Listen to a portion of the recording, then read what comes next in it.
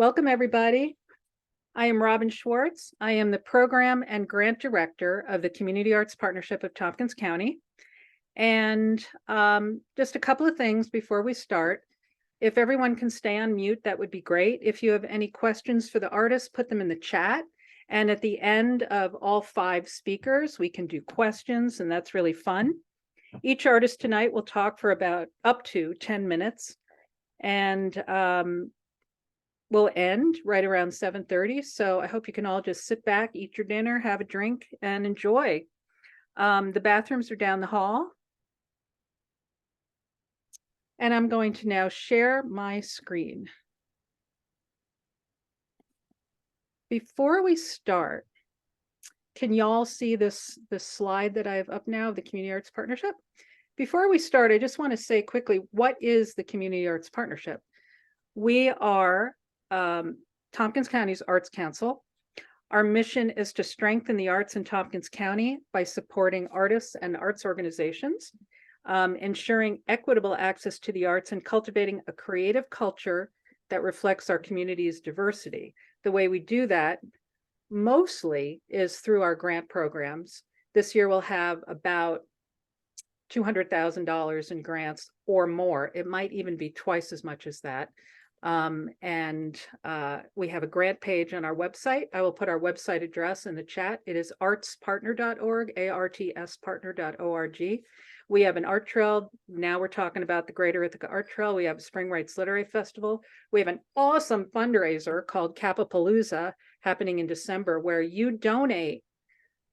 I don't ask artists to donate art to this fundraiser. You donate stuff that's been in your closets and basements, gifts, inherited stuff, just art that you've had and you don't want. You give that to us. That's all on our website. It's an amazing sale. And then you come back and buy more stuff. I just wanted to say something about the Greater Ithaca Art Trail. We're in our 26th year, and it is a collection of 55 artists across Tompkins County. They're all visual artists in 2023, but we're open next year to musicians, performers, writers. It doesn't have to be just visual artists.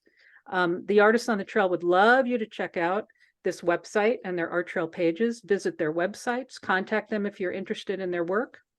Many have visitable studios, and you can make appointments. And this weekend, there are 31 studios that are open, and 4 of the artists tonight are open. And if this is the homepage of the Art Trail website, you could just click on this first announcement, and you get to the event page, and there's a PDF there, which is a list of who is open. We also have second Saturday events. So the second Saturday of every month, like the next one is November 11th. Whoever wants to be open on the Art Trail is open. So that is something that you can put in your calendar. I don't do it in January, but we do it all other months. On arttrail.com, there's also a virtual exhibit. It's really cool. It looks like, oh, these are the artist pages. This is a sample of the artist pages that you'll find on the website. But this is the virtual exhibit. Isn't that cool? You can actually maneuver around the room with little buttons. There's also a live exhibit up till the end of October in our Community Arts Partnership art space, all on arttrail.com. I just want to say quickly that there was a visitor on the trail who said, I just like this quote because I can't even say it any better. I was blown away by the quality of the art that I saw on the art trail and the really cool art studios that I visited. And I didn't expect all of the wonderful conversations I ended up having with the artists and other visitors. The art trail is such a unique and special event. And when you combine visiting such great artists with the beauty of the area, this is definitely going to be an annual event for me. And I'll be sure to bring heaps of friends. And I can't really say it any better than that because I don't know a lot of words. But if you're in the area and you could come and visit artists this weekend, that would be amazing. Thanking our sponsors for the art trail. It's PW Wood, the Jewel Box, Bousquet Holstein, which is an attorneys, Cornell University, and our media sponsors are WSKG, WITH, and Cinemopolis. So I am now going to turn the mic over to Michael Ludgate. And Michael, take it away. Thanks. Oh, so this is my studio. Oh Uh, yeah, I did that. I took a yeah, picture, not only the outside, but the next one is the inside. yeah. Okay. Robin threw in a couple extra photos here. But that's the outside of my studio, kind of from the backyard. On the right hand side is our chicken shed. We have chickens, we sell eggs, and the street is to the left. So when you come visit this weekend, you'll be coming in from the left hand side. Next slide, please. And that's one possible scene from inside my studio. I'm also a musician. I teach mandolin. I play mandolin, banjo, and fiddle. And I host a fiddle session on Wednesday nights, which is why I could not Zoom last night. I chose that photo as my background. This one um, is our backyard on an exceptional October morning 2 years ago with a wide angle zoom lens. I didn't do a lot to it. What the photographers call post processing, where you tweak it in Lightroom or Photoshop. I use mostly Lightroom. It's maybe a little bit more saturated than I've been doing recently, but um, my favorite thing about that morning was the fog coming in off the hillside. Next. Oops, sorry. Yeah, There we go. this is another wide angle single image taken at 6 o'clock in the morning at Stewart Park, standing almost in the water. I had my barn boots on for this image. It did not require much tweaking post processing, except I did bring out the grain in the wood. Next slide.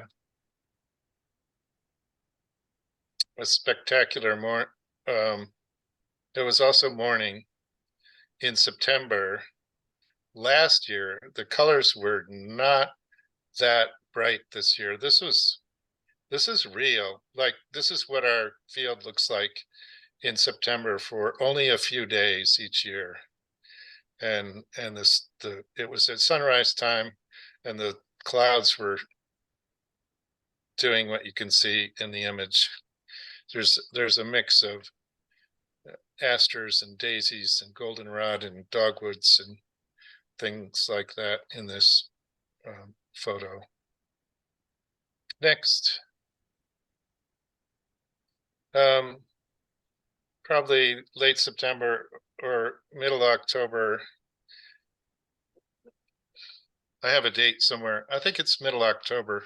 This is in the state forest. We live right next to Hammond Hill State Forest in central New York. And there's a lot of beech trees, and this is what they look like when the light is right. And the light was just right this particular day. Wide angle lens.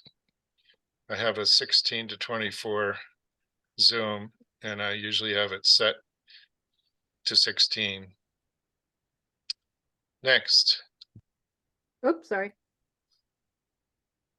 I think you missed one. Oh, yeah, that's the one. Yeah, that's the one. Yeah.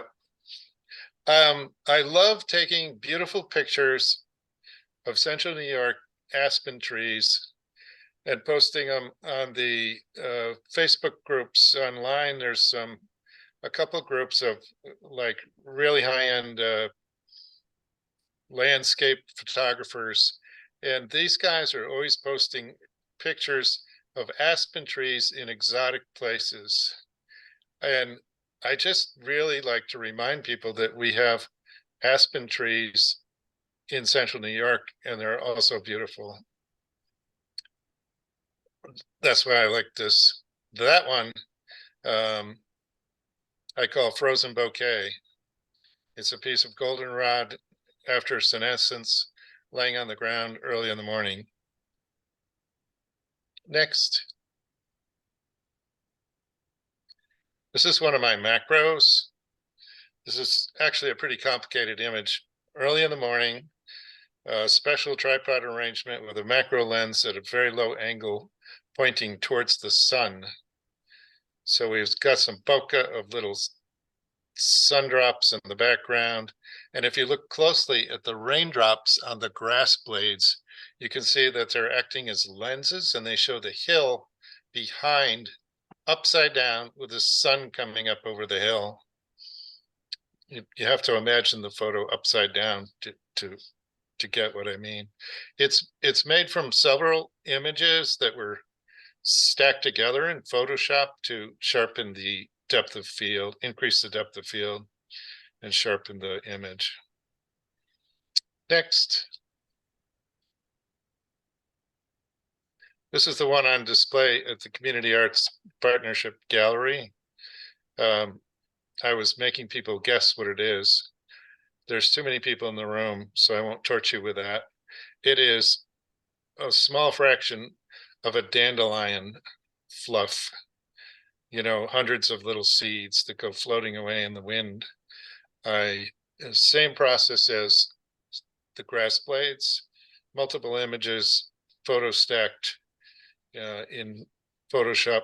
Some of the newer cameras will do that photo stacking automatically, but mine doesn't. Next. This is another morning landscape with the wide angle lens.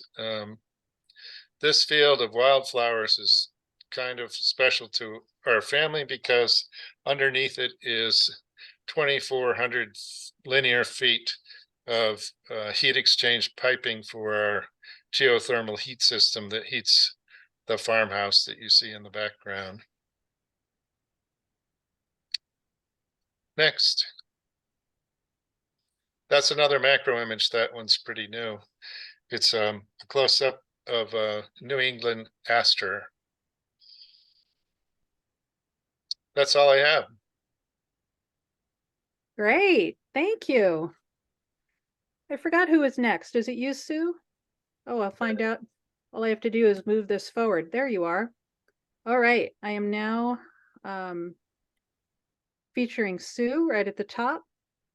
If you don't see Sue, wave your hand, Sue. She's got the trees, the fun trees behind her. You can actually change your gallery view. There's a grid view and a thumbnail view, and show you there's an active speaker view. So you can do that and take it away, Sue. Where'd your slide go? There you are. Yeah. Oh my gosh, Michael, first, just amazing. I love your photos. Those are just spectacular. Thank you. Wow. Well, thank you, Robin, and thank you, everyone, for being here. I'm Sue Brightly, and I paint. And gosh, I don't know. I feel like I could give you a little background here.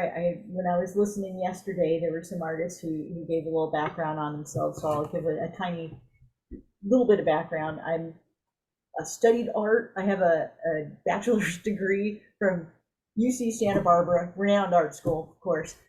And after I got my degree, I didn't paint again for like 30 years. I've been a graphic designer, and I've traveled the world. I worked in documentaries and TV, and ran a little dude ranch with 4 horses and took people out, and taught paint and sip in Texas. So then I landed here in Ithaca, and I've just felt like home. It's just been awesome, and it's the nature here that I really adore and that inspires me. So Michael's photographs really speak to my heart, and I think a lot of that kind of imagery fills my head when I'm painting. So this is a picture of my little porch where I hold my art trail open studio, and I do paint out here. I paint right where I'm standing from, so it's usually a lot messier, but that's where I paint. And when the weather's nice, I hang out the paintings out in a trail in the actual woods and in the meadow around our house, which is a lot of fun. But unfortunately, this weekend we're not going to be able to pull that off. Next image, please. Oh, there it is. There's some of the paintings hanging in the woods. So a lot of the things I do are animals and nature inspired. It's just probably because I can't paint people. So animals are just, they're also just what I'm tuned into. But I find that I like to try to bring some human emotion or paint animals as people. And so most of them have a story too. This one with the deer and fawn and the raccoon was all really, a lot of people come in and they go, oh, how cute. But it was actually really sad. We found a dead buck on our property and a raccoon and a fawn, and it was sad. And so I really wanted to try to honor, just kind of honor those people, I guess. Another thing I do on the other picture there on the left is I wrap sticks, and that's kind of what started all this crazy stripy trees. That once I started wrapping sticks, then I started, because I didn't know how to crochet. I have since learned how to crochet, but it was just sort of a fun excuse for me to buy really cool yarn and do something with it. And they're just really cool, and I have a lot of them, and you can even come and get some or wrap a stick yourself when you come to my studio over Art Trail. Anyways, and I start painting them. So just because they're fun.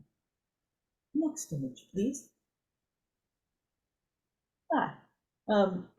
So I've expanded out from wildlife this year and into domestic creatures. A friend of mine has, she posted a picture from her farm of this chicken sitting on a sheet, and I just fell in love with it and just figured, you know, I just have to paint that because I just want to feel good. And darn if it didn't just feel good to paint. So, so that was the story behind that one. Next, please. Another fun thing that I like to do is go to like reuse and garage sales. Oh my gosh, the 90-mile garage sale. Oh, and I find all these crazy things like clocks. And so I've been buying old clock bodies and then taking, my wife does woodworking, so she's very kind to me and saws out these little wooden circles, and I paint creatures on them. So this is a crow. I've done a couple of owls and a chipmunk as well. And so I'm always on the lookout for clock bodies. If you have any, my email's out there on the website somewhere. Let me know. Next, please. Oh, gosh, this must be lower resolution. No, there it is. This this is my latest painting that I put into the camp show. And where do you even start with this?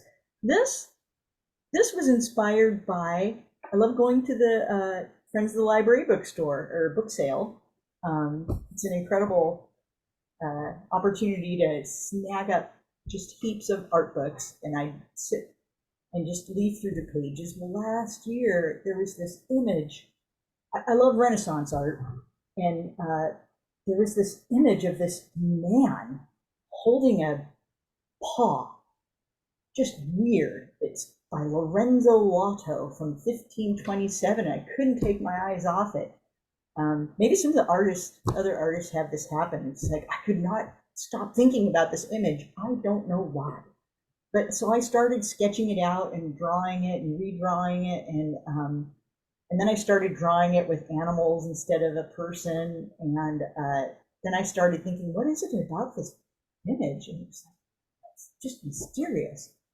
And so I started thinking, well, what's the most mysterious animal I can think about locally?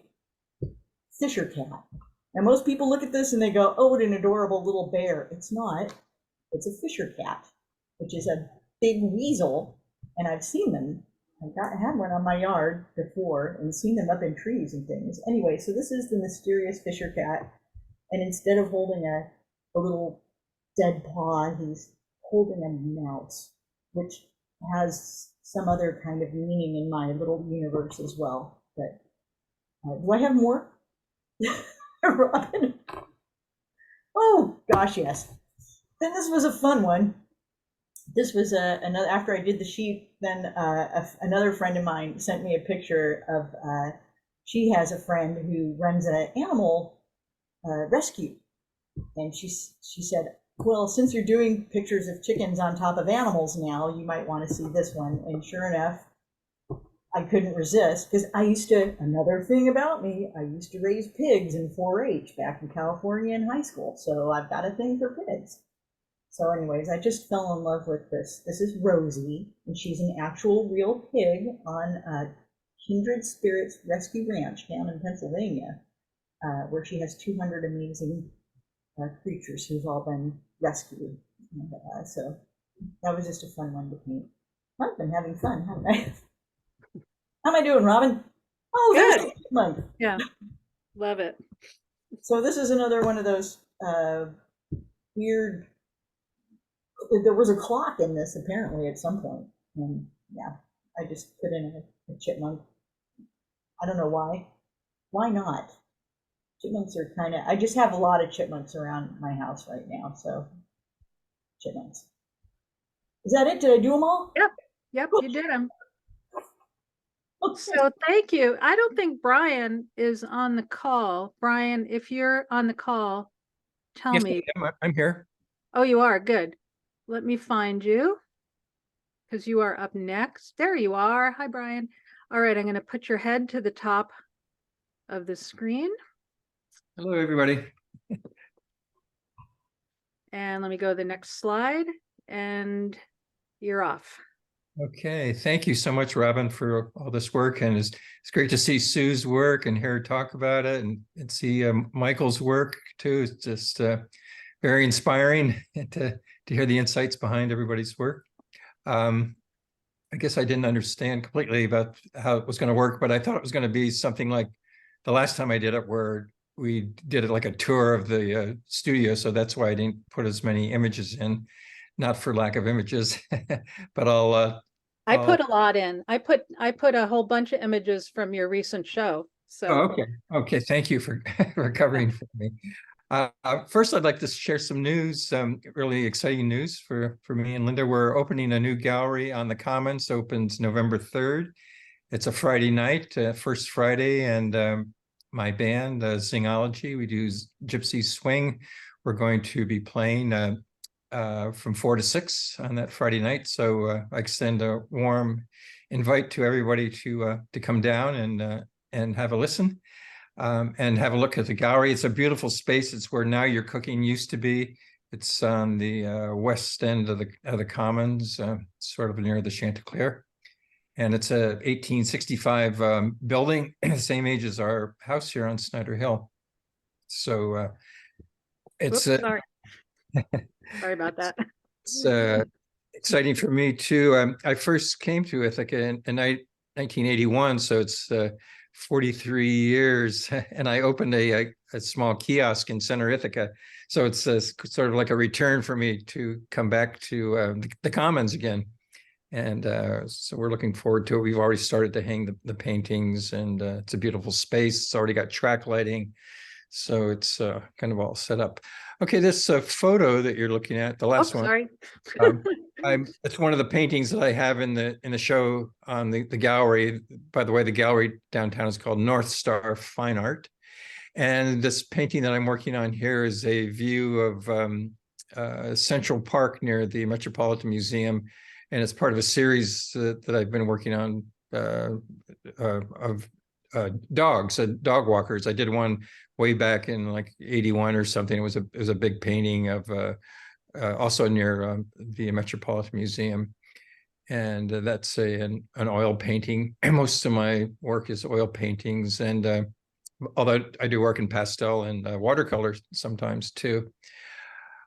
Okay, you can go to the next one. And this is what we're featuring here in the gallery on Snyder Hill now. It's my most recent plein air paintings of Amsterdam. And I'm sorry, I'm resting my hand really lightly on this, and I keep moving, so I apologize.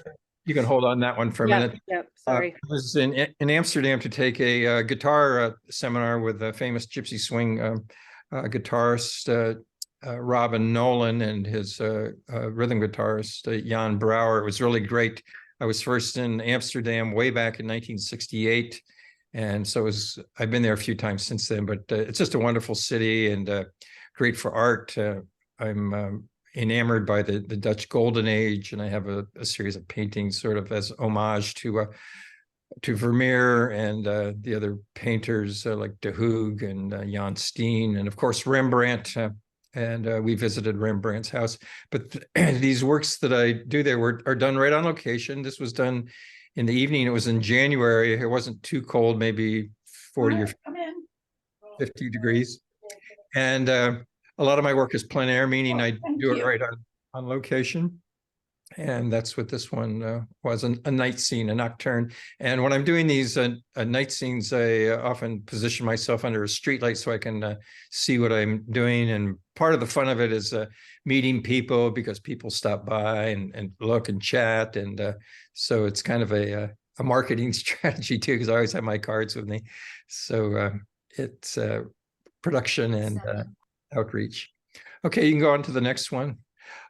This is also from Amsterdam, and it's a famous church. It's near the Rembrandt house, but unbeknownst to me at the time, Monet had painted here in 1874. He was further back away from this church, but it's a famous Presbyterian church right in Amsterdam, and it was just a block or two away from our hotel. Okay, you can go to the next one. This is also done. We went to Europe twice this year, and both were for guitar seminars, sort of as the draw to get us there. But we had time before and after to go to museums. In Amsterdam, the draw the second time was to go to the Vermeer exhibit. It was just an incredible treat, and we didn't even know if we could get in because we couldn't get tickets online. But I was painting there, and I met an American woman who told me, yes, you can just go inside, and they always have a few reserved. But this one is from Cortona, and I took another guitar workshop with a famous Israeli guitarist, Yaakov Hatter. It was just incredible. It was up in the hills, had an agriturismo near Montepulciano. But this one is Cortona. It's a well-known town because the famous book Under the Tuscan Sun was written there, which many of you may have read, or there's a movie that came out later. But in the background is a famous Lake Trasimeno. It's famous for historical reasons because Hannibal's troops came through there and there was a famous battle. But I just love the town, and it was a great atmospherics that day, and with rain coming in. So it had all this complicated geometry of the fields and the church, but that's part of the fun and part of the challenge of doing plein air. Okay, you can go to the next one. This was in the town of Montepulciano.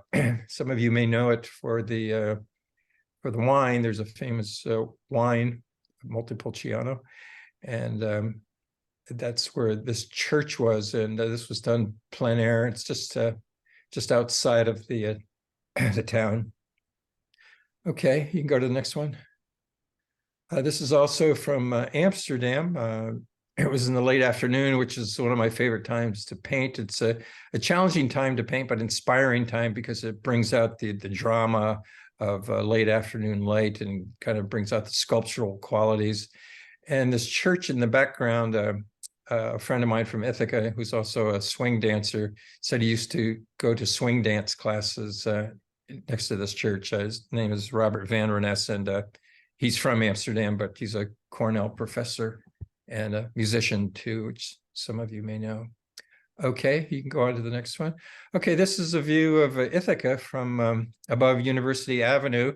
This is a studio painting, not a plein air painting, but done from sketches and from photographs that I took. It's from the Bailey Stairway. I didn't know much about the stairway, but I researched it after I did the painting. It was built in 1925 as a tribute to a soldier who died in France during World War I, and his father had some affiliation with Cornell, and he had the stairway built as a access. I guess before that time, students had to go up through the graveyard or whatever coming from downtown up to Cornell. Okay, next one. This is one from Ireland. We visited there. This is on the west coast. It's the Dingle Peninsula, and it's just a beautiful country, and the music's great. The people are friendly. The beer is great. And I love to paint there. It's where my ancestors are from. So we visited the county of my ancestors, Sligo, and had a great time there. Okay, go to the next one. Oh, I put it side by side because I just love this. Yeah, that's fine. Thank you. Yeah. Am I doing okay for time? Yeah, this is the last one. Okay, great. This traveling and painting in Rome for 31 years. We went back this spring. We don't go every year, or I don't go every year, but I've been teaching classes there and traveling and taking some classes too. But this is a iconic section of the Tiber. It's Hadrian's mausoleum, now called Castle Sant'Angelo, and it's been there since the 1st century AD. And one of the great things about painting there, as you can see in the photograph, is hardly anybody goes down there most of the time. So even though I'm right in the middle of this major metropolitan city, it's virtually like painting alone, except for a few pedestrians or joggers now and then.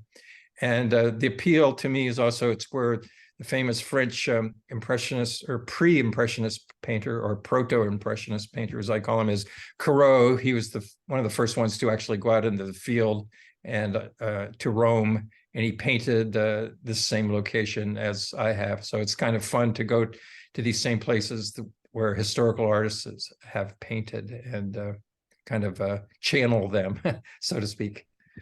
Okay, so I think that's about it. Thanks so much for your attention. Thank you so much. Okay. Thank you, Brian. That was great. And I enjoyed picking my favorite ones to highlight tonight. Good. You did a great job. Thank you. I'm replacing the spotlight with Anne Reichlin. And as I said earlier, some of you just came in. If you just want to see Anne, right at the top, there's different views. There's an active speaker video view. You can click that and just see Anne's head. And let's, oh, Brian, here was that, there was another slide. This is the announcement of the show that he talked about at the beginning. And if you go to arttrail.com, you'll find a page for every artist, so you can find North Star Art Gallery, Brian's website there. So now, Anne Reichlin. Thank you, Anne. All right, so thanks for putting all this together. This is actually a studio shot that I put in there.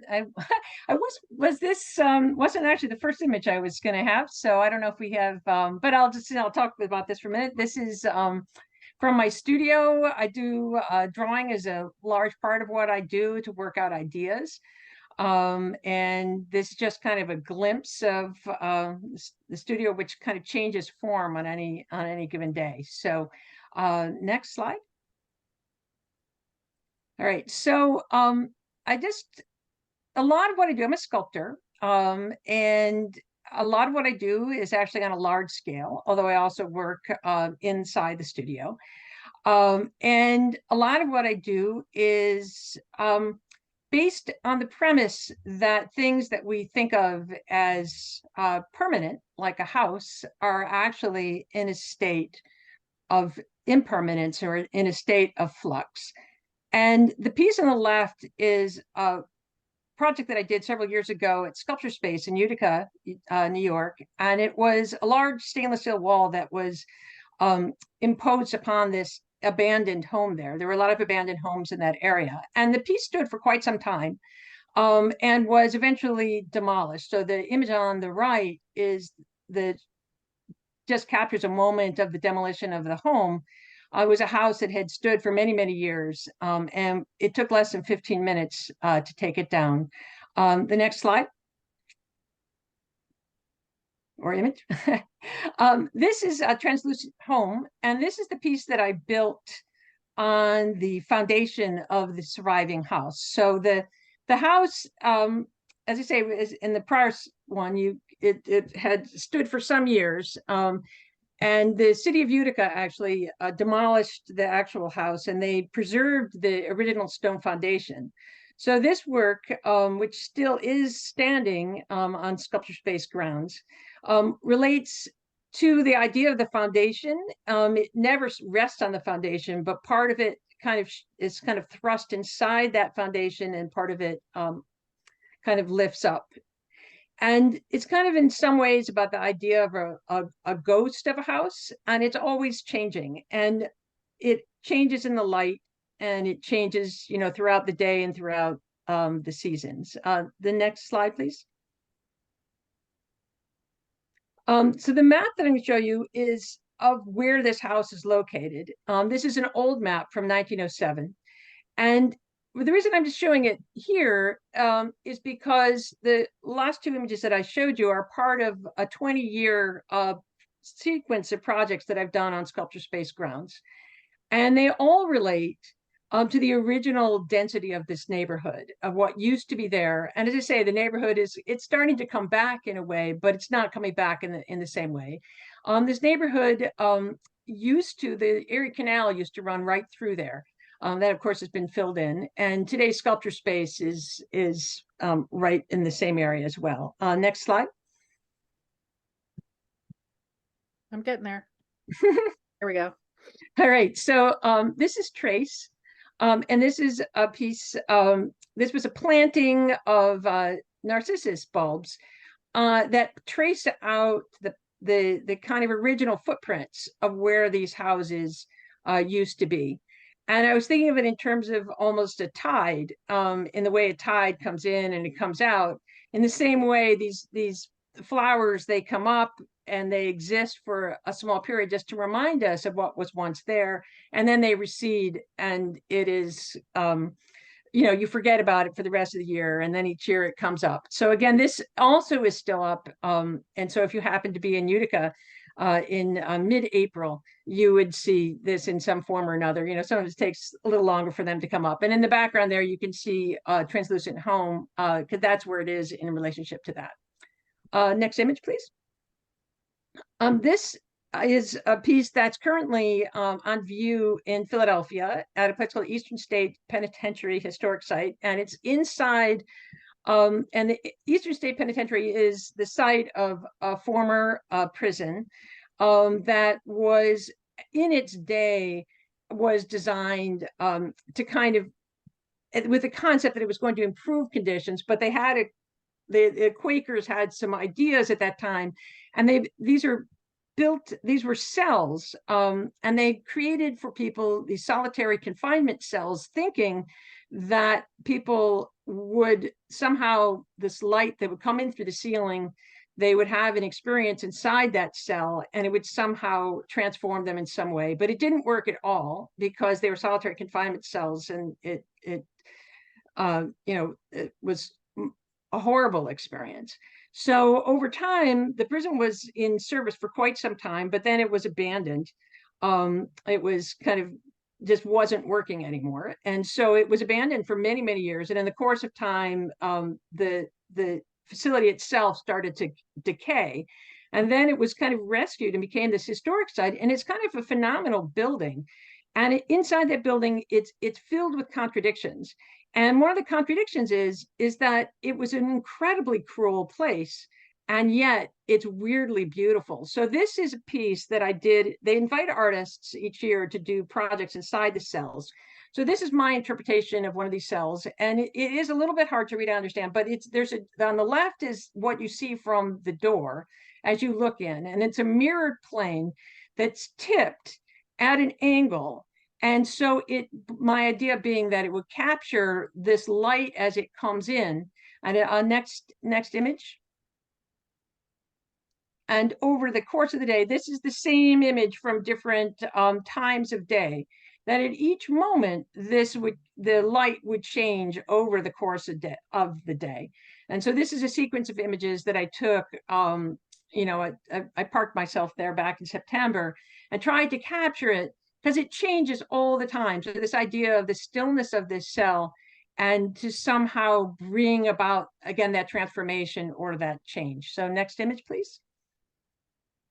But a lot of what I do, as well as in the studio, and the idea of impermanence and of light, and the way light shifts things and the relationship between light and structure. These are a series of much smaller works. You can see some of what I do is quite large, but these are smaller works, more experimental works, trying to take one portion of an idea and develop it and kind of change it in more subtle ways. Next image.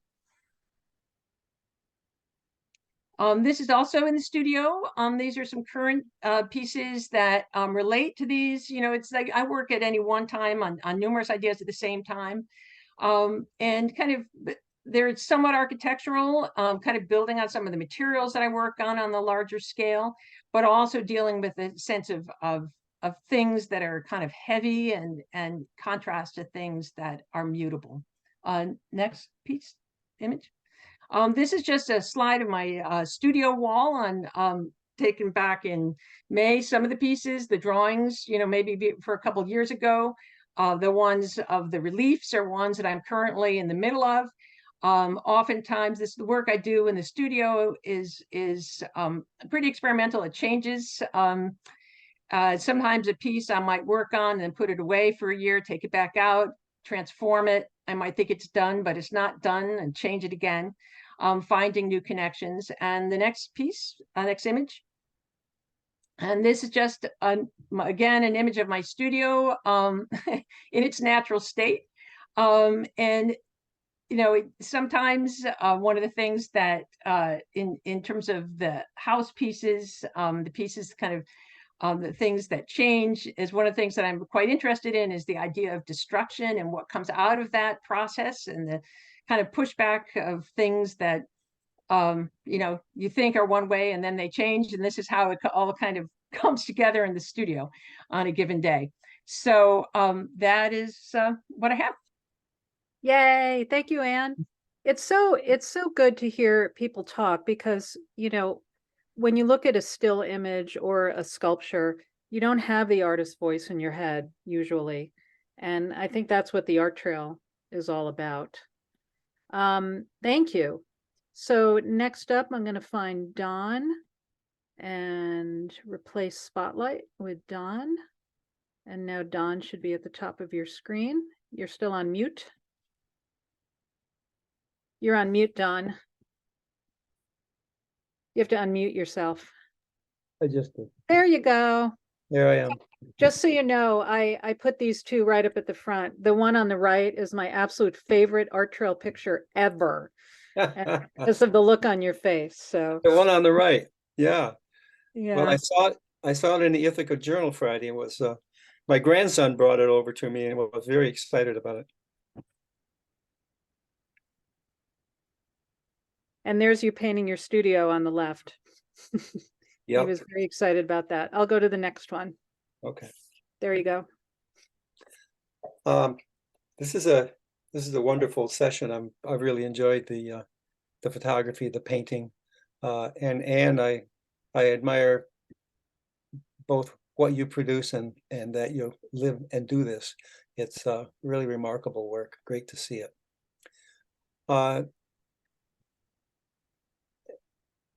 I tend to paint, as many artists do, more than one painting at once, and I'll have several going. I also paint more than one series at once. I have a series of mobiles, which you saw a moment ago, and I'm still working on them. Worked on one today for a few hours. I have a series that's kind of autobiographical.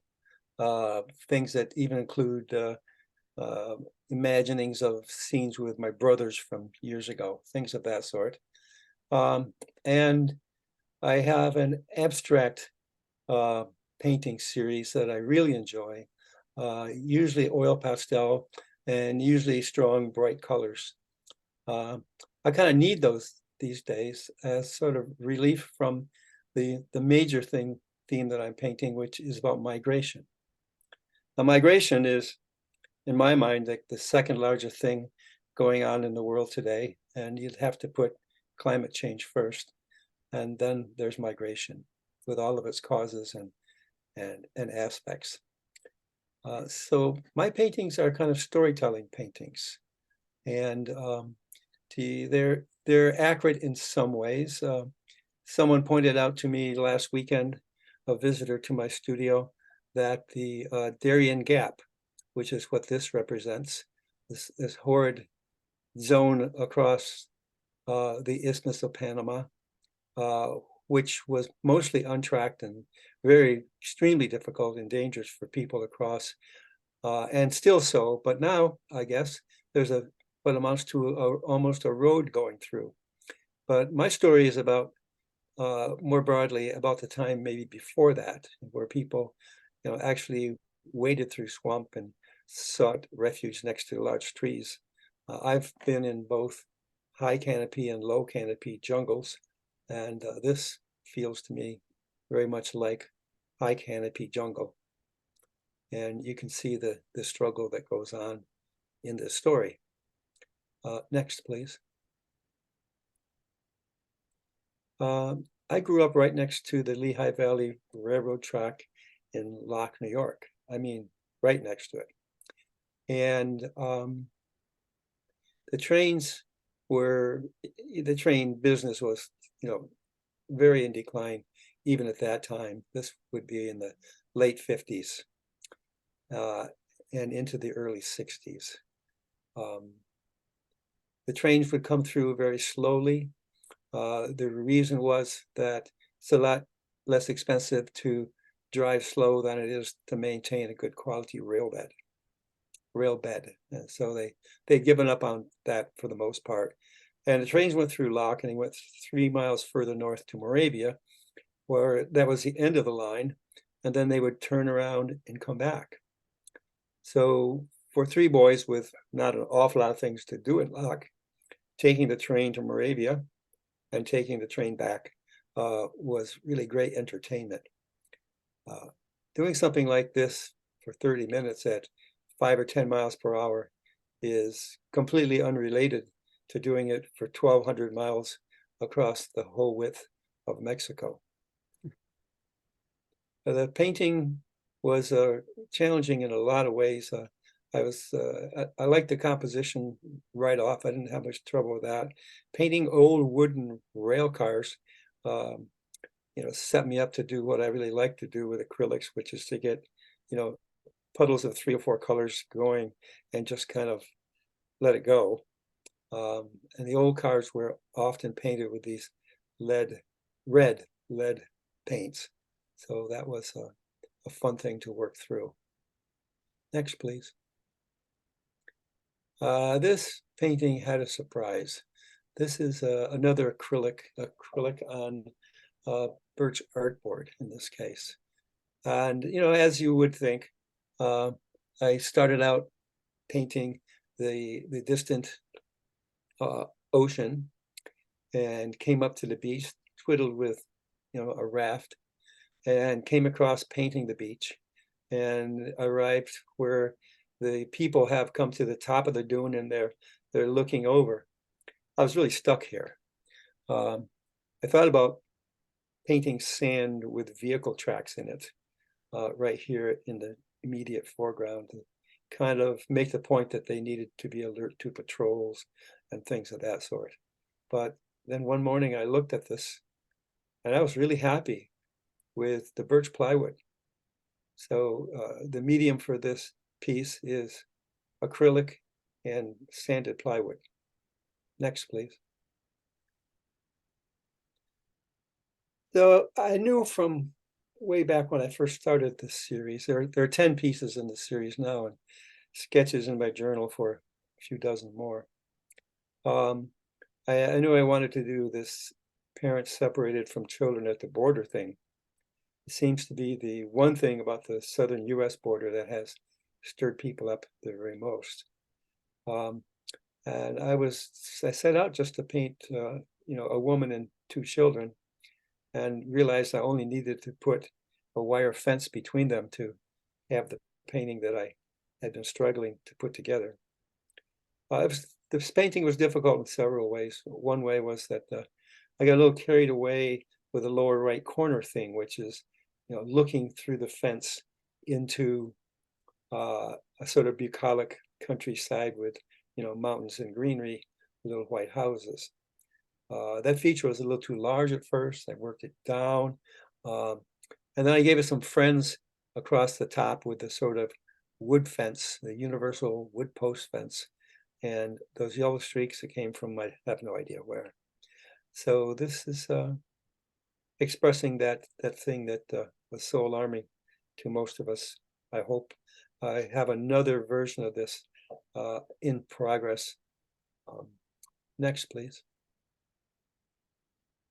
So this is the most recently completed piece in the series.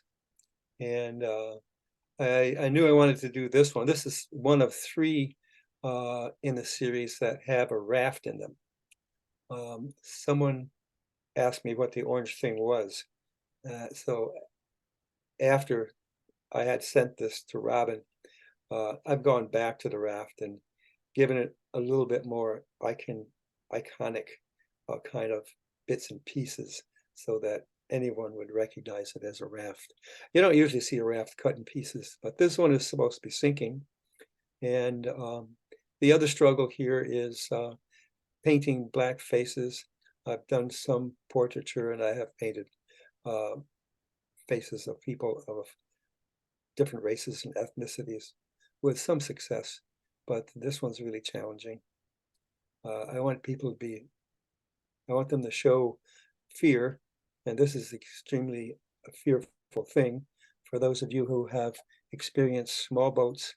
To imagine a small boat completely jammed with people and not much prospect of it reaching its destination is really pretty scary. Most of these kinds of scenes would be happening, of course, approaching Dover, or approaching the Azores, or approaching the coast of Italy or the islands of Italy. So this is kind of a very universal thing in the world right now.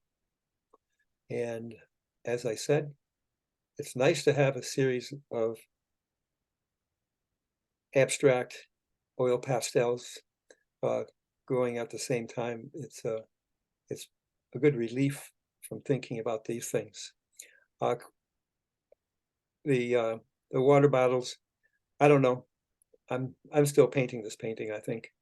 I want to express chaos, and I'm not sure that it's as chaotic as it needs to be. So this is the last piece, Robin. Thank you.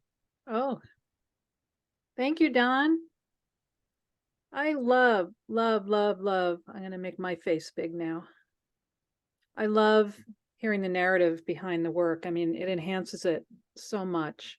When we have gallery shows at the Cap Art Space, I always want the artists to write, not necessarily the technical details, but the thought and the creativity behind the work. So does anyone have any questions? I thought of a few. So if you have a question, put it in the chat. I had a quick question for Sue, and I think you probably answered this question. I think you did, but did you go looking for a clock at a garage sale, or did you think, or did you just go to the garage sales because you love garage sales and saw it and went, oh my God, I'm going to make art? Which came first, the chicken or the art? Robin, good one. It was the clock, and then it's like, whoa, this is such a cool thing. What can I do with it? That Right. happens a lot with me. I really like that you're using like found objects It's sustainable art to put art in. Do Yeah. when people come to your studio, what are they mostly attracted to? Well, I don't know. Your work is very it all hangs together, obviously all done by one person. Oh, I have one, Sue. How did you start a painting again after 30 years? Yeah, I got, what? I'll do a shout out here to Community Arts Partnership, because honestly, I started painting because my kid was grown up, and so I had gone through 3 husbands, and I was all alone, and I needed to do something, and I had all these feelings, so I started painting. That's really kind of what did it. But then the Downtown Ithaca Alliance had that, I don't know, well hung banners up on the commons. Right. And I was like, oh, well, you know, what the heck? I'll just send a painting in. And having that started off the whole chain of events.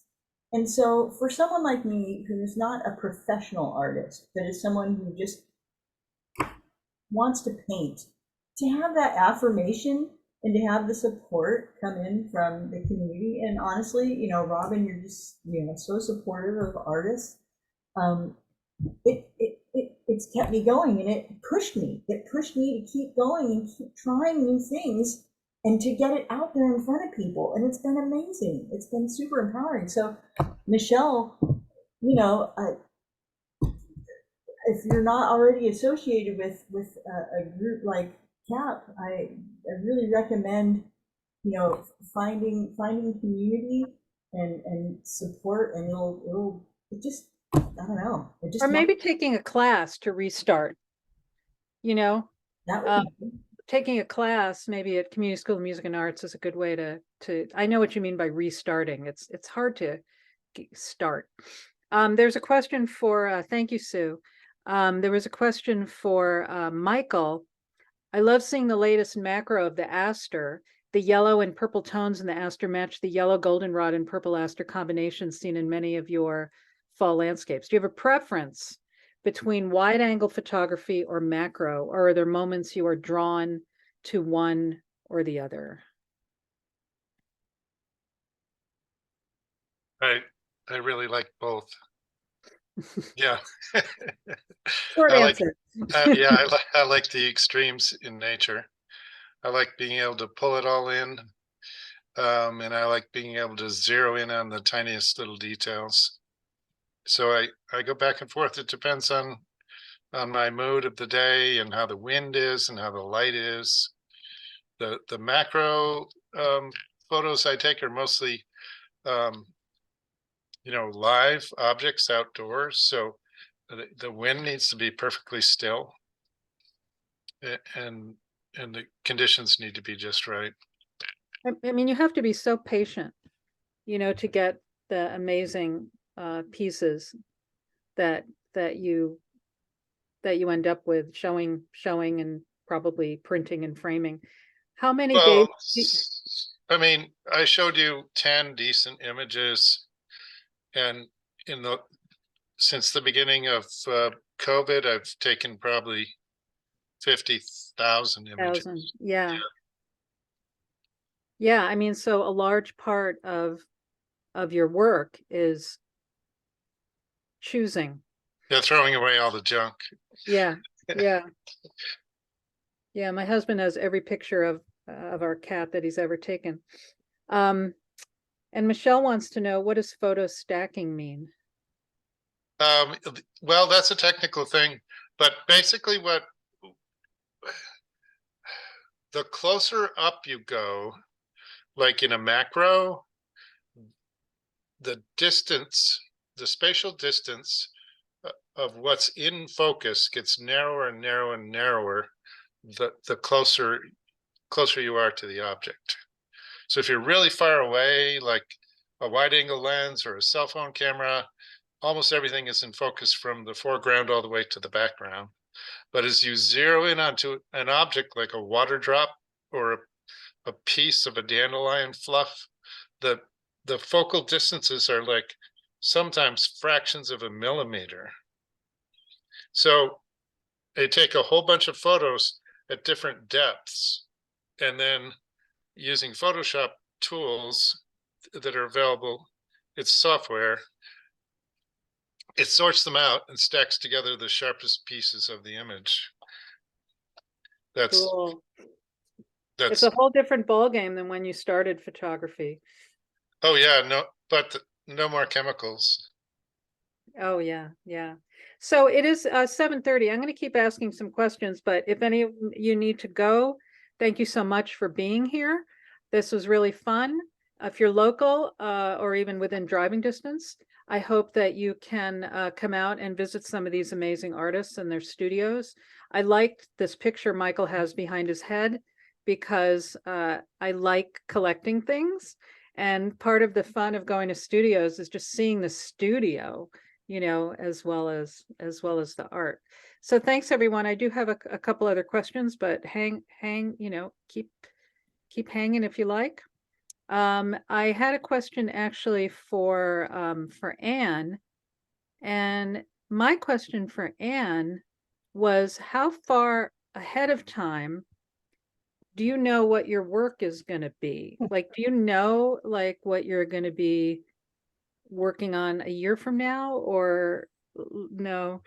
It depends. It depends. I mean, for site-specific work, it often goes through proposal stages or models, or I'll apply for things. And sometimes I get them, and sometimes I don't get them, but I might just do a series of models, you know, and keep working on it that way.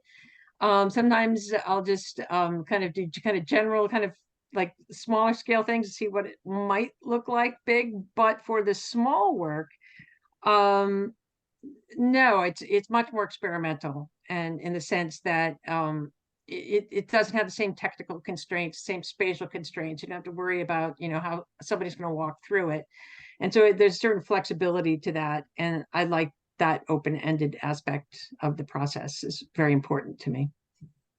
I always, because I'm an event planner, my mind always goes to like logistics, and I'm like, do you have like a storage unit? You know? No, not anymore.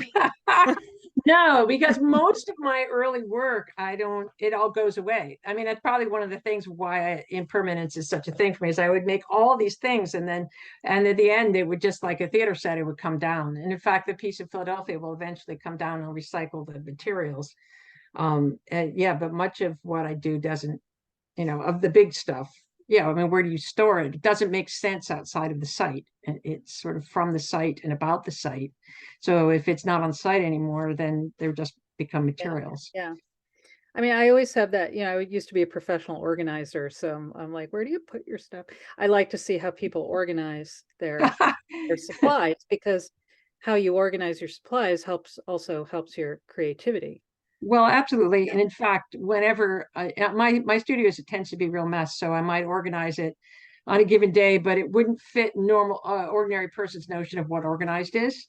And in the process of organizing, you put different things together. And through that process, it's actually a thought process. Yeah. Yeah, sometimes I think like, you know, like for Sue and who are using, you know, different materials sometimes, I think that like the studio and the artist's brain are in symbiosis.